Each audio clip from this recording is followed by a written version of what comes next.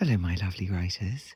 Here is one of our foundational writing thoughts, something you really want to ponder and play around with, and I think get into your bones.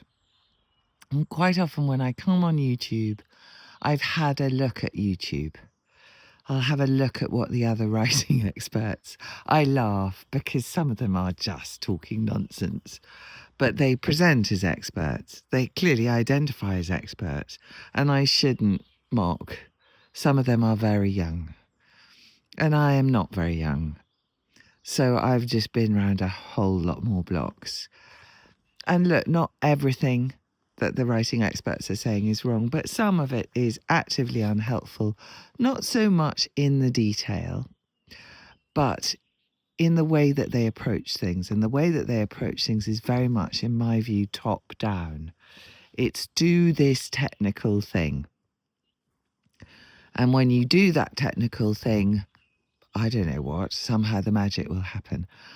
What I like to do is go from the bottom up. So, are you practicing every day? Are you doing your scales and arpeggios? Have you really thought about what good writing is and what that means to you and how much work you're willing to put in to get your writing to what you think of as good? I was discussing with one of my writing clients this morning. We had a lovely Saturday morning session. I was discussing Agatha Christie. Now, what my client is writing is much more in the level of literary fiction. But she still goes back and reads Agatha Christie, who is not all about beautiful prose, but my goodness, and this is what we discussed, was an absolute mistress of the release of information and the building of tension. Look at this old walled garden. I love coming down here. All kinds of interesting things are left. So there is my writer thinking about getting better and going to interesting places. She's quite aware that sometimes the storytelling aspect of her writing is the place where she finds a little bit of difficulty. So she went and had a look at Agatha Christie. It's a brilliant idea. If you want to know how to tell a story and how to keep a reader on the edge of her seat, go and look at Christie. If you want to know how to do poetic prose, because that's your good writing, and that's what you want to achieve, go and have a look at Michael Ondaatje. If you want to do the shimmering clarity of non-fiction, which will make people laugh with pleasure, go and look at Joan Didion. This is what I mean by the bottom up. You're going to practice, you're going to read, you're going to think of where your strengths are and where your weaknesses are and where you want to go. And if you're not doing those basic things, I don't think all the technical information in the world is really going to help you. Now, listen, here's another thing. This is just my idea. This is just my opinion. What works for me isn't going to work for you.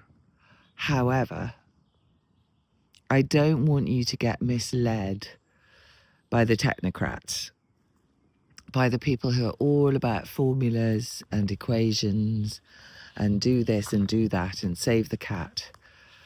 I feel very strongly about this because I think what it's doing is it's making people feel somehow that they're not as talented as they are. I want you to write the book that you most want to read.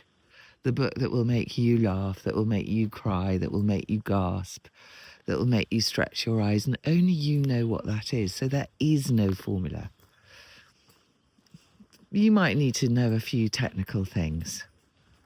But you know what a good sentence is. You know what a lovely, beautiful, direct sentence looks like. You know which words you love and which ones you can't stand. You know the things that drive you mad and the things that give you delight. And that's what you want to think about. Go on walks like this. If you can find a beach avenue as beautiful as this. But, go to your local park, go to your local wood, and just think.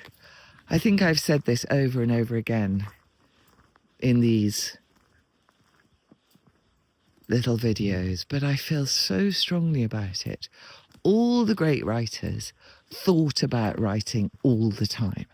If you look at their diaries and their letters, they discussed it, they wrote to each other about it, they thought about it. And so much of getting good, feeling confident, feeling free, being brave enough to experiment, being brave enough to take a risk, is because you've gone on a writing walk and you have thought about it and you have gone right down to the foundations.